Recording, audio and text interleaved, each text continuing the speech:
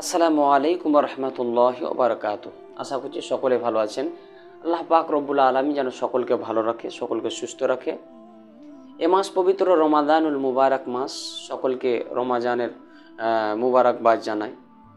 Brother মুআজ্জাজ সামাইন, যে মাসআলাটা আমি বলতে যাচ্ছি, অনেকজন আপনার প্রশ্ন করে থাকে, সওয়াল করে থাকে কি মাওলানা সাহেব, যদি জেনে বুঝে কেউ যদি রোজা রাখলো নি ভেঙে দিল, জেনে বুঝে রোজা যদি ভেঙে দেয় তো তার মাসআলাটা কি হবে?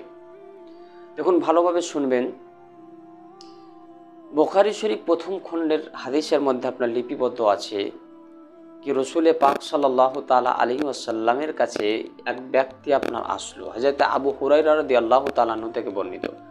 তিনি বর্ণনা করেন কি আমরা সকলে বসে আছি সাহাবায়ে কেরাম, এমত অবস্থায় এক ব্যক্তি রাসূল পাক সাল্লাল্লাহু তাআলা আলাইহি ওয়াসাল্লামের কাছে আসলো। আসার পরে বলছে, ইয়া রাসূলুল্লাহ, আমি হালাক হয়ে গেছি, আমি বরবাদ হয়ে গেছি। রাসূল পাক সাল্লাল্লাহু আলাইহি ওয়াসাল্লাম বলেন, কি ব্যাপার, কি হয়েছে? সে ব্যক্তি বলল, ইয়া রাসূলুল্লাহ, আমি রোজা অবস্থায় নিজের স্ত্রীর সাথে জিমা করে ফেলেছি, অর্থাৎ মিলামিশা করে ফেলেছি। ইয়া রাসূলুল্লাহ, এখন আমি কি করব? এভাবে সে বলতে আছে।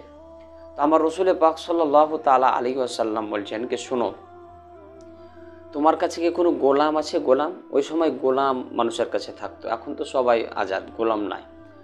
তো সে বলল কি, ইয়া রাসূলুল্লাহ, না, আমার কাছে কোনো গোলাম নাই। বলছে, গোলাম থাকে তো তোমাকে গোলাম আজাদ করতে হবে। তো সে বলল, ইয়া রাসূলুল্লাহ, আমার কাছে কোনো গোলাম নাই। তো রাসূল পাক সাল্লাল্লাহু আলাইহি ওয়াসাল্লাম বললেন কি, তবে শোনো, তোমাকে 60 দিন লাগাতার তোমাকে রোজা রাখতে হবে। তুমি কি এটা পারবে? তো সে ব্যক্তি বলছে, ইয়া রাসূলুল্লাহ, এটাও আমার দ্বারা সম্ভব নয়, 60 দিন আমি রোজা রাখতে পারবো না। তো রাসূল পাক সাল্লাল্লাহু তাআলা আলাইহি ওয়াসাল্লাম নবী আমার আবার বললেন কি, তবে শোনো, এটা যদি না পারো তবে 60টা মিসকিন ফকির তোমাকে খাওয়াইতে হবে। এটা কি তুমি পারবে? তো সে ব্যক্তি বলল, ইয়া রাসূলুল্লাহ, আমি খুবই গরিব মানুষ, এটাও আমি পারবো না, আমার দ্বারাই সম্ভব নয়। তো রাসূল পাক সাল্লাল্লাহু তাআলা আলাইহি ওয়াসাল্লাম নবী আমার একটু চুপ থাকলেন। চুপ থাকার পরে কিছুক্ষণ পরে রাসূলুল্লাহর কাছে একটা খেজুরের টুকরি কেউ যেন পেশ করলো। তো রাসূল পাক সাল্লাল্লাহু আলাইহি সাল্লাম ওই খেজুরের টুকরিটা নিয়ে ওই ব্যক্তিকে দিল আর বলল, শোনো, এই খেজুরের টুকরিটা নিয়ে যাও, আর নিয়ে যাওয়ার পরে তোমার মহল্লায় তুমি বিলিয়ে দাও, তোমাকে আল্লাহ মাফ করে দিবে।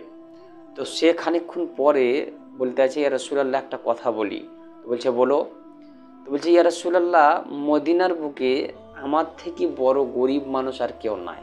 তো এটা আমারই যদি আত্মীয়র মধ্যে যদি দিতাম তো কি ভালো হতো। তো রাসূলুল্লাহ একটু মুচকি হাসলেন। হাসার পরে নবী পাক সাল্লাল্লাহু আলাইহি সাল্লাম বললেন কি, ঠিক আছে, শোনো, এটা নিয়ে যাও, তুমি তোমার পরিবারে বেটে দাও, খেয়ে নাও, আল্লাহ তোমাকে মাফ করে দিবে। সুবহানাল্লাহ। তো এটা তার জন্য ছিল, বুঝতে পারলেন?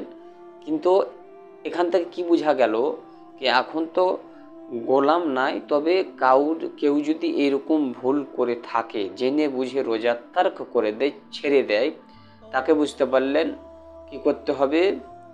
লাগাতার 60টা রোজা রাখতে হবে। এই যদি সামর্থ্য না রাখে 60 দিন যদি রোজা না রাখতে পারে তো 60টা মিসকিন ফকির তাকে আপনার খাওয়াইতে হবে ব্রাদার। আর সুবহানাল্লাহ, জেনে বুঝে রোজা কেউ ছাড়বেন না, গুনাহগার হবেন। অতএব ব্রাদার মুআজ্জাজ সামাই, আল্লাহ পাকের কাছে দোয়া করি, আল্লাহ যেন আমাদেরকে সকলকে রোজা রাখা তৌফিক দান করে। কারো যদি প্রশ্ন কিছু জিজ্ঞাসা করা থাকে তো কমেন্ট করে আমাকে জানাবেন। ইনশাআল্লাহ যথেষ্ট চেষ্টা করব আপনাদের প্রশ্নের সওয়ালের উত্তর